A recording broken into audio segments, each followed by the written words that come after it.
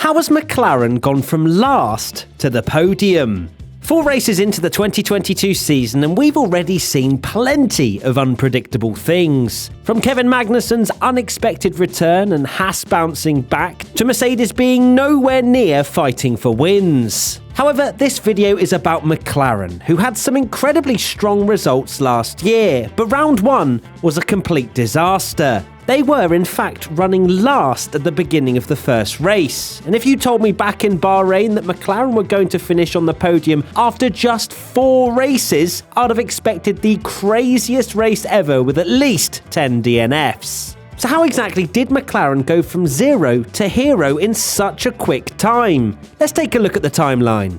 At F1's pre-season shakedown thing in Barcelona, it looked pretty good for McLaren. Norris topped the opening day and finished with the 4th fastest time across the 3 days. The car looked fast, but most importantly, reliable. The MCL 36 clocked in 367 laps across the whole test, with only Ferrari and Mercedes completing more. Yet, as is said time and time again, testing isn't the full story. We all love to try and make our own minds up though, don't we? By the time McLaren saw the end of the second test in Bahrain, things were looking pretty bad. The first problem they had is that Danny Ric tested positive for COVID-19 and missed the whole test. Their problems didn't end there either, with Lando only managing 200 laps in 3 days as McLaren battled overheating brakes and struggled to find a solution. This was their main crux when heading into the season opener. Bahrain was a shocker, no two ways about it. Ricciardo was knocked out in Q1 and Norris qualified 13th. They both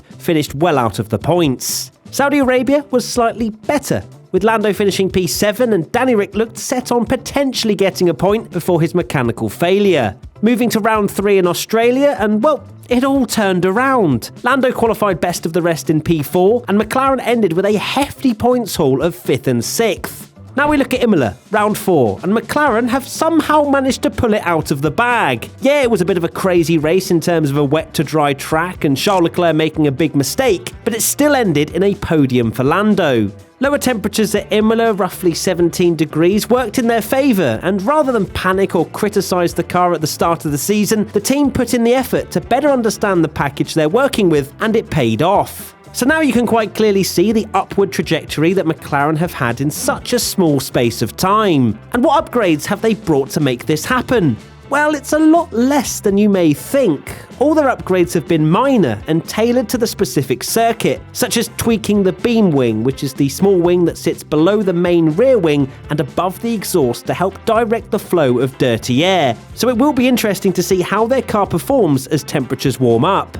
Not bringing enormous upgrades isn't a bad thing though. These 2022 F1 cars are still beasts that have not been fully understood by any team yet. And with the teams being under a $142 million cost cap, any upgrades they bring have to work in order to not waste resource. There you have it, how McLaren went from last to the podium in only 4 races. Could McLaren become a surprise third contender for the title?